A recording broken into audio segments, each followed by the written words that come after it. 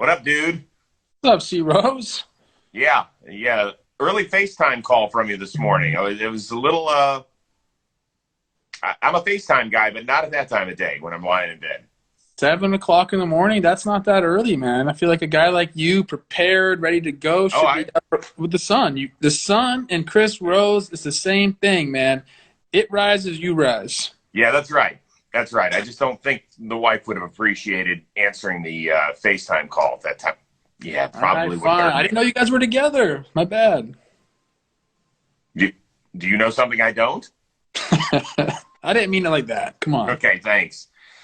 So I'm donning the Cardinals hat because our man Mike Shildt pulled back the covers on baseball's dirty little secret yesterday. Giovanny Gallegos, before he could even throw a pitch, Joe West noticed something on the brim of his cap, and he said, "Let's change the caps." Shildt got tossed. Afterward, talked for 10 minutes about this thing, and he said, there are people that are effectively and not even trying to hide, essentially flipping the bird at the league with how they're cheating in this game with concocted substances. So now, Plouffe, the toothpaste is out of the toothpaste holder. So now what do we do about this whole thing?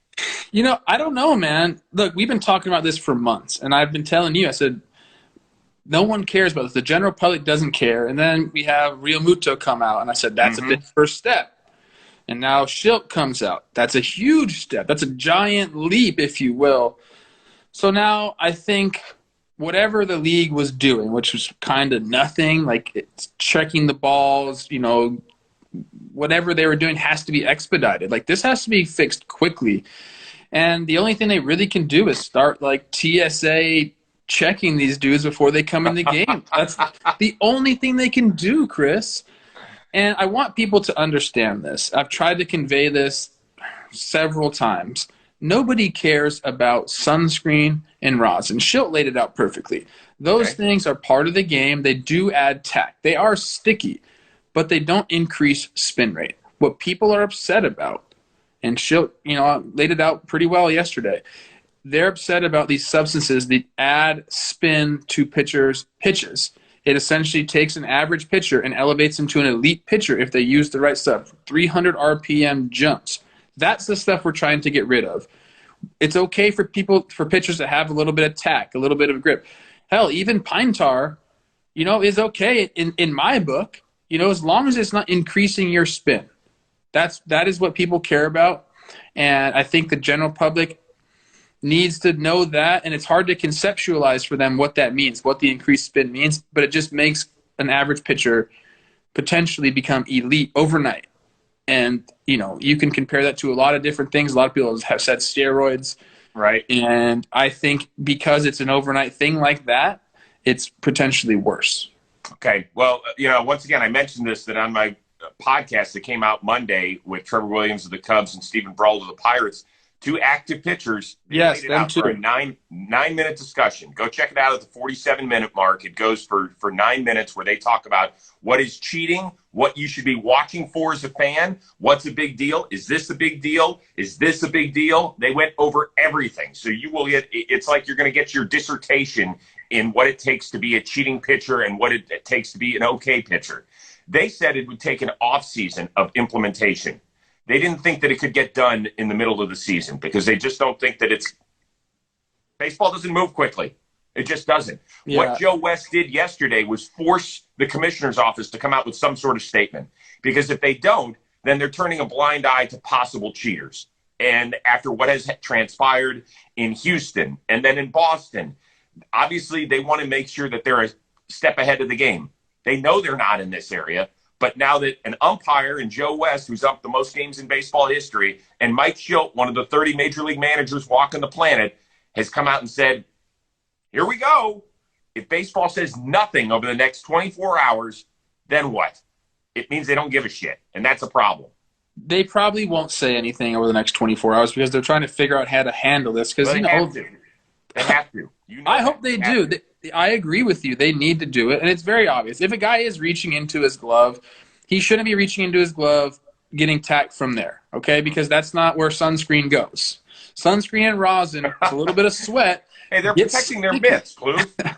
It gets sticky. So if you see a guy grabbing his forearm, I don't think anybody has a problem with that. If you go to the rosin bag, nobody has a problem with that. When you start going to your glove, your belts, then you know there's at least something else going on. So, I mean, look, it's a big, big deal. And we've talked about it. You know, everyone wants to blame the launch angle and hitters, you know, the strategy of hitters now for the lack of offense and all these no-hitters. That's not the case. It's exactly what we're talking about now. These guys are doing things with the ball that you just haven't seen. You take a million swings, you see a million pitches, and all of a sudden, shit looks different, man. And it makes the already near impossible task of hitting it in Major League Baseball, it takes it up a level. Hey, Bobby just wrote in our chain here that he said, you know, Donaldson came out with a tweet. Yeah, he and Dallas Braden were going back and forth. He said, listen, I've got video evidence. So, Josh, it's one thing to say it. It's another thing to produce it. If he produces it, we'll see. You know who's going to produce something? You know who's producing something right now as we speak? Our guy. Yeah. Jimmy's in the lab right now. He's going to make it palatable for the people is what he does best. Yep, he does. It'll be out soon, I imagine. All right, let's continue on. Tonight's schedule, Giants and Dodgers back in L.A. after the Dodgers swept the 3-game series up by the Bay. How important is it for San Francisco to at least split this 4-game set? I usually don't buy into hyperbole like that, or, you know, I don't think it means a ton in the grand scheme of things, but I think it does mean something to these Giants. Like, they want to prove people wrong. They did get swept by the Dodgers. Now they want to go into L.A. They do want to get some wins. I think it will pay dividends if they do go out and win the series. I think it's like just an extra confidence booster. These guys are already confident enough. They're already doing it. They're one of 4 teams. I'm looking right now. One of 4 teams in the league with a 600 or above winning percentage. So like they're a good baseball team. They don't necessarily need this, but I think that it will pay dividends for them if they go in. And I was thinking to myself, maybe a time for a letdown series for the Dodgers because they just went into Houston, a lot of emotion for them going in there. And then I saw who's pitching for the Dodgers, and it's somebody tonight, then it's Buehler, Urias, Kershaw. So I don't think there's going to be any letdown for the Dodgers. The Giants have their work cut out for them. And if you're the Giants, you know, you've got your 3 most dependable pitchers going as well. You know, Gosman goes this weekend. I know DeSclafani got lit up by the Dodgers, giving up 10 runs, so he's looking to get back into it. And Alex Wood, the former Dodgers, pitched great for them this year. You know, they got a huge win last night. The rookie with his first show homer, giving them the lead in the 8th inning. That was huge, huge stuff. They need to win too. I think just for their mentals, as our man Marshawn Lynch likes to say. So, yes, I mean, I don't think it's the end-all, be-all. If they drop 3 or 4, we're still talking it's the month of May. But I think they don't want to be losers of 6 of 7 of their first 7 against the Dodgers. No, and especially like I said, I don't think it matters in the grand scheme of things over the season, but when it will matter is come September when there's meaningful games being played and they're close and they got to go play the Dodgers again. Yeah, okay. And it's in the back of their mind like, shit, we played so poorly against these guys. How are we going to do it now? Yeah. If they go out and win some games this series and kind of even out the season series, I think that's when we'll say, okay, remember that series in May? Like, that was good for them. Hey, quick reminder, Father's Day is fast approaching. We here at the Rose Rotation and JOMBOY Media Baseball, we want you to save some money and get Dad that great gift, courtesy of Dugout Mugs. So the cool thing is go to dugoutmugs.com. You can get whatever you want engraved on it, the Chris Rose Rotation, and Plouffe's got like 10 of these already, thanks to his kids. Get the wind up as well, if you like that as a beverage. Pops, if he's got a favorite beverage and it comes in a bottle, you can use this as well. And where's my little knob shot? Here it is. There it is. That's your favorite right there. That is. That's the good stuff, man. It helps me get through the day, if you know what I mean. Dugoutmugs.com. Use the code word ROSE. The first 500 people to use that code word get 35% off of their offer. The next 500, 30%. The 500 after that, 25%, and so on. So dugoutmugs.com, keyword ROSE. Go do your early Father's Day shopping, or maybe makes for a nice graduation gift or something like that for somebody that is of age, if you know what I mean. But if not, you can put water in these things. You can drink whatever you want out of those. That's true. That's true. It would make a nice graduation gift for the young pup. Just make sure they're putting in the safe stuff. So cheers to you, dugoutmugs.com, keyword Rose there. All right, speaking of Rose, one of the 6 co-hosts of the Rose Rotation, Tyler Glasnow, was killing it last night 8 shutout innings, 102 pitches. He knew he wasn't going out for the ninth. Is this just something we should accept because it's the Tampa Bay Rays, or were you a little ticked off? I mean, obviously you want to see the guy go back out. But, yeah, I mean, that's just kind of what the Rays do. I mean, he said he knew he wasn't going back out, so at least there was some discussion about it. You know, they're being transparent with him. So I don't mind it. It's 102 pitches. It's not like it was they pulled him in the sixth after 72 pitches because it's the third time through the order. They let him go through it. He did it. Would I have liked to see him continue to pitch? Absolutely. But the Rays are the Rays, and a lot of people hate on them. But the same reason why people hate on them is why people love them so much. They just do their own thing. Like they do the Rays, so let them be the Rays. That's what I think. Take a guess the last time the Rays had a complete game. Not even a shutout, just a complete game. I'm going to go crazy. I'm going to go back to big game James Shildt. No, it wasn't that long ago. Okay. Good. Tell me. 2016. Matt Andriese was the last guy, and it happened to be a shutout. So, you know, I know everybody somebody just wrote in the chat, they just watched Kluber hit over 100 pitches. Now he has shoulder issues. Corey Kluber has not been healthy the last few years. Tyler Glasnow is 6'8", is an Adonis, and is super strong. It's hot, you know, we all get worried. Like, buzzers go off in the stadium when guys hit 100 pitches. Oh, my God, he's got 100 pitches. Not all 100 pitches are created the same. You know, I mean, it's just – I know that they started to pile up in the 7th and 8th, and I don't even care that you know, the guy came up there, new guy from Milwaukee, Firesen. Fireheisen, thank you. Firehosen. Yeah. But he came in and gave up the home run to Benintendi. That happens. Happens all the time. But at some point, let the guy go. Yeah. You're getting labeled, Rays. The thing is, man, I think they're just thinking long term. I know they are. You know, so long term until it's the end of the season when your guy's about to throw a gem in Game 6 of the World Series and has 4 months to rest, and then we're not thinking long term. Trust me, the Snell thing is still fresh in everybody's mind. Okay, yeah. And if they do that again in the postseason, I don't know, man. I think there might be a riot out there in Tampa, or do they even have fans in Tampa? I don't know, but online there might be a riot. Let's get going here. Speaking of Kluber, out 2 months with a shoulder issue, not because he threw 100 pitches during the no-hitter, but he's out. Marcell Ozuna out about 6 weeks, broke some digits in his hand, and then we just got news Thursday morning that Noah Syndergaard cannot pick up a baseball for another 6 weeks, so his return from Tommy John is delayed. Which of those is the biggest injury to their respective contender? I think it's Kluber. You know, Ozuna hasn't really been himself at all this year, so like him missing time, yeah, it hurts, but he hasn't exactly carried that team. Syndergaard hasn't pitched since 2019, so the Mets aren't necessarily missing him. I mean, they are missing him, but they're doing okay without him. It's the Kluber or the Klubot. You know, the Yankees rotation is already stretched pretty thin. It's not like it's like got a bunch of depth. I know, you know, Montgomery's been all right, and Tyone's been all right, and Herman's been better than people thought. He's been good. But, you know, they're relying on these guys a ton. And Kluber has, you know, coming off the no-hitter, obviously, he's been one of the bright spots of that rotation. And I think that's the biggest deal for them. Like, they don't have a bunch of starters that they can go draw from in the minor leagues. They don't have a bunch of guys that can just fill that void. They were happy with what he was doing, and now he's going to be missing some time. Hopefully it's just going to be whatever he's out, and he'll come back and regain form. But, man, it's tough. It's tough to do that. Right. We'll see, particularly when you're over 35.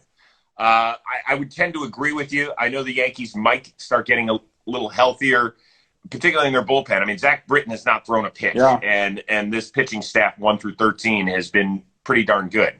So now it's Garcia and King that are going to get the first shots at filling that void. And the name you got to keep an eye on is Luis Severino. He's going to start getting back into game action soon. That could work as like a trade. Now, he's not going to be ramped up all the way when he gets ready to come back. You know, Can they piggyback him for 3 innings and feel good about that sort of stuff? It's just, it makes it more difficult. If you don't have a guy that you know can throw 6 innings to start, you're trying to jigsaw puzzle that thing together, and I don't know if it exactly works. And by the way, I hate to say this. I'm worried that Syndergaard's throwing his last pitch as a Met. It could be. Yeah, he's free agent at the end of the year. He's a free agent at the end of the year, yeah. I mean, maybe I read something. Maybe this is a chance for them to keep him because they can offer him a qualifying offer. Maybe he'd want to regain his value. He hasn't pitched since 2019, dude. I know, but hold on. Would you give him $19 million at 1 year after having not seen him throw in basically 2 seasons? No such thing as a bad 1-year contract, Chris. $20 million? No such thing. That's my opinion. That'd be good for him. And shout out Davey Garcia. I hope he gets an extended chance, an extended look. I want to see. Yeah, he's fun. He's fun when he's out there. Last one. Nasty fight in the stands in Houston last night. A Dodger fan just pummeled an Astros fan. We're not going to make light of it because that dude got hands behind his back as he should have. That was an ugly scene. But if we are going to take a light turn of this, when was the last time you were in a real fight? And how'd you do? You talking about a brawl or like a mano-a-mano? Either one, whatever you want to share. Mano-a-mano was in high school. I got challenged by this kid who I thought was my friend at a party. All of a sudden, I look around and there's a circle forming around us. Oh, really? This is legit. It's a true story. It's a true story. He won the fight. He had all his friends. He's trying to impress some people. He won? No. You kidding me? He hit me first, too. He's a lefty. He hit me like up here. And it was over for him after that. I popped him. I busted his lip all open, made him look like a fool. And the best part about it, Chris, this girl I had a crush on, she was like 2 grades ahead of me, that night got a bag of frozen peas out of the freezer and put them on my knuckles. I thought I was king. And? It was great. No. I was a young kid. I think I was only a sophomore in high school. And I beat up a junior, and I thought it was cool, yeah. I brawled a few times in the minor leagues, but I tried to avoid all that shit because a brawl on a baseball field, in the minor leagues, they're real. Like, minor league brawls are not like major league brawls. They're punches being thrown, and that is not cool. I'm not trying to, like, freaking go to the hospital in Burlington, West Virginia, dude. Like, let me get to the show. That's my thought process. By the way, I'm 0-3 in fights, just to let everybody know. I know it might come as a complete shock. That's why you're working out now. Yeah, including I got dumped in a trash can by my best friend. He's still my best friend today when we were 13 years old. Like a straight real up fight, and he put you in a trash can, like not joking around? No, like picked me up, put me head first, legs doing this.